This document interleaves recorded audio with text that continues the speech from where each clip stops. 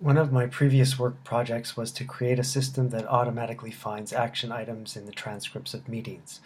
Clients wanted something that could build a to-do list of things that emerged from a meeting. And this is a challenging problem because people don't normally speak in complete sentences. And so meetings are full of sentence fragments. People often talk over each other in a meeting, and sometimes the audio quality of a meeting is poor, and so the transcript of that meeting is poor. So we're dealing with a noisy data set here. For instance, here's an excerpt from an actual meeting. At this point in blue, someone has changed the subject in the middle of a sentence, and then here people talk over each other, and the text at the end here is pretty much incomprehensible. So in the space of just 12 lines, we find at least 3 problems in this example. And that's a taste of the kind of data that we're dealing with here. I implemented 5 classifiers that try to find action items in meetings, and they are a decision tree, specifically the XGBoost algorithm, a support vector machine, a recurrent neural network that has LSTM cells, and glove vectors are used in the embedding layer. The 4th classifier is a transfer learning solution that uses a pre-trained language model. And the 5th classifier is also a transfer learning solution. It's an implementation of Google's new BERT system. The order in which the classifiers are shown is roughly chronological. For instance, the decision tree and the support vector machine are older AI algorithms. The RNN used by classifiers number 3 and 4 are part of the deep learning revolution that's been happening over the past 5 or 6 years.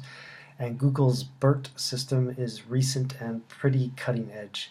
It dispenses with RNNs and uses only the attention mechanism. I'll give a few more details about these algorithms in a bit. Oh, I guess you could say that classifier number 3 also is a transfer learning solution, but it's a very primitive one because the transfer learning only happens on the input layer, in the embedding layer, rather than on the system as a whole.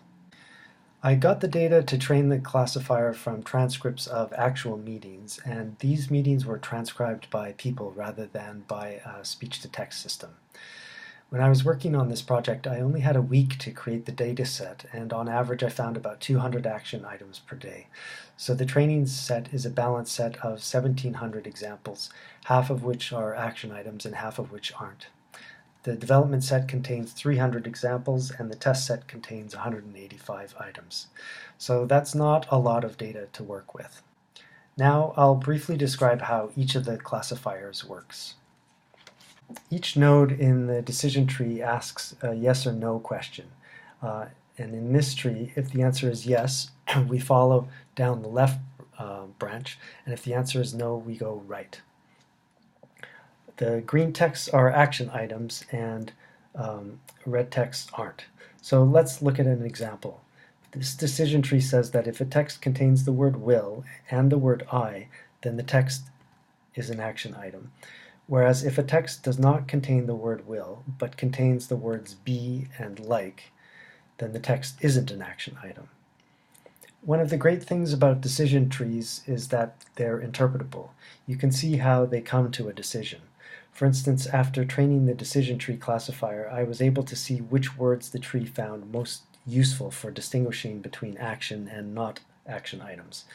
Here's a list of the top 10 words it used for differentiating between the two classes, and surprisingly a lot of them are stop words. Having a system that's interpretable, where you can see how it came to a conclusion, is kind of rare these days because rule-based AI isn't used so much anymore. For instance, neural networks aren't very interpretable, and tons of research money is being spent to make them more transparent, to see how they come to a certain conclusion.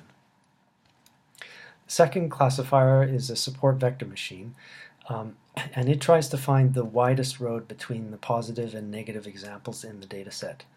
The road is the best decision boundary, whereas the skinnier roads aren't as good. The fact that they're skinnier is an indication that they're not as good as the first wide road that we saw. The algorithm finds the best road by finding the best data points that lie on the edges of the road, and these are called the support vectors. They appear in the diagram as these orange data points that lie on the edge of the road. Finding the orange support vectors involves at one point using Lagrange multipliers to solve a constrained optimization problem. And there's a good lecture about it by an MIT prof if you're interested.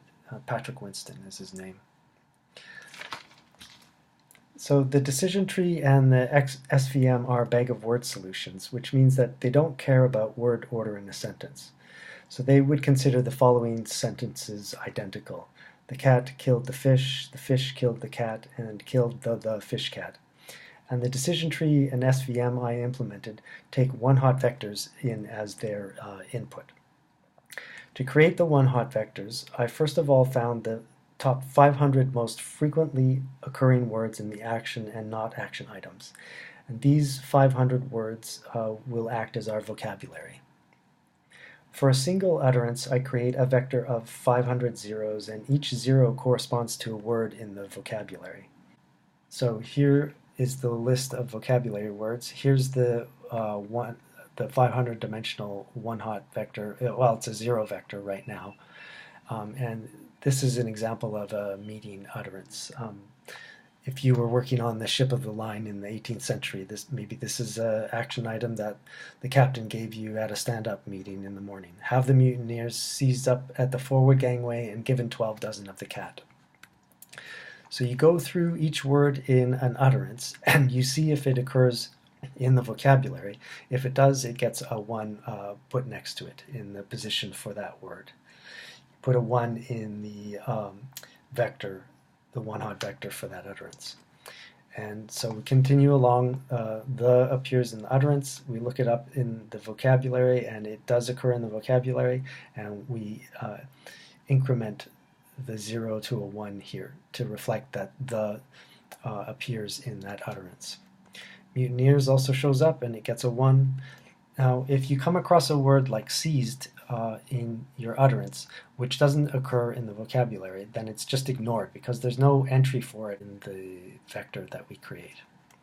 And if you come across a word that you've already seen, so we already saw the here and we come across it later, you don't actually increment this number here. It's a one-hot vector, so we don't really care how many times a word occurs in an utterance. We just want to know whether it occurs at all. And the decision tree and the support vector machine were trained on these one-hot vectors. Classifier number 3 is unlike the bag-of-word classifiers. It uses a recurrent neural network, and recurrent neural networks consider word order important. In fact, RNNs were invented specifically for this reason, to handle sequential data. The RNN that I implemented uses LSTM cells which add memory to the system. For instance, LSTM cells equip the RNN to handle the kind of long-term dependency that you see in this example here. The leaves and there refer to the same entity in that sentence. So the input vectors for this RNN classifier are different from the vectors used in the decision tree and SVM classifiers. Instead of representing the utterance as a whole as a single one-hot vector, each word in the text is assigned a glove vector, and the glove vectors are fed into the recurrent neural network one at a time. Glove vectors were created by the NLP team at Stanford when they trained a system on a certain task, and using glove vectors is a primitive kind of transfer learning. It's transfer learning, like I said before, that takes place on a single layer, the input layer of the network, rather than on the whole network. All the layers of the recurrent neural network, except for the embedding layer, were trained from scratch on the labeled action item data. The fourth classifier is a transfer learning solution. It uses a recurrent neural network language model that was pre-trained on most of Wikipedia. The corpus is called Wikitext 103. A language model takes a sequence of words like you see here. Spring was in the air above and in the earth blank. And the job of the language model is to take in a sequence of tokens and to predict what the most likely next word would be. That's the specific job of a language model. So in this case, a good next word to predict would be the word below. The idea here is that you take a pre-trained language model and then fine-tune that language model on the texts in your data set. You then add new and untrained layers of a classifier on top. You freeze the layers of the language model and then train the top of the model, the brand new classifier layers, on your labeled data. The fifth classifier is also a transfer learning solution. Like classifier 4, it uses a pre-trained model and adds a new untrained classifier on top.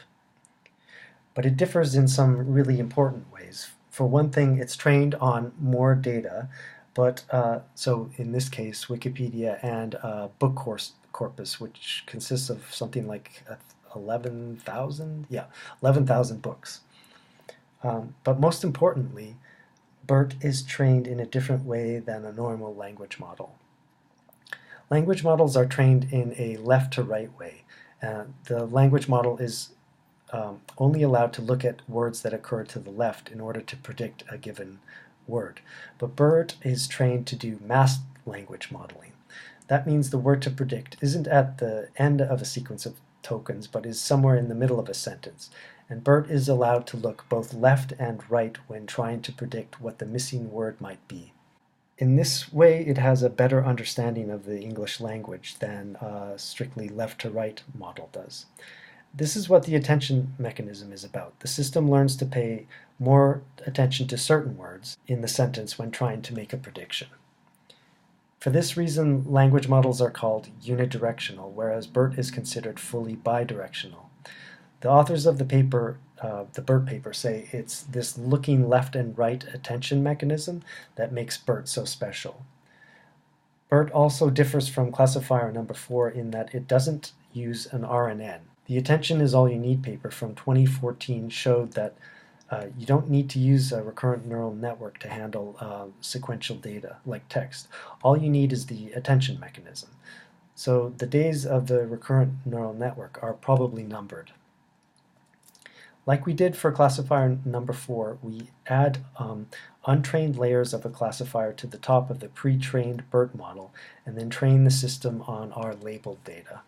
So the BERT classifier got the best results. It got an F1 score of 90.5, which is 5 to 10% higher than the other F1 scores.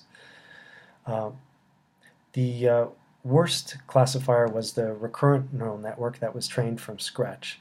And this isn't too surprising given that we didn't have very much training data.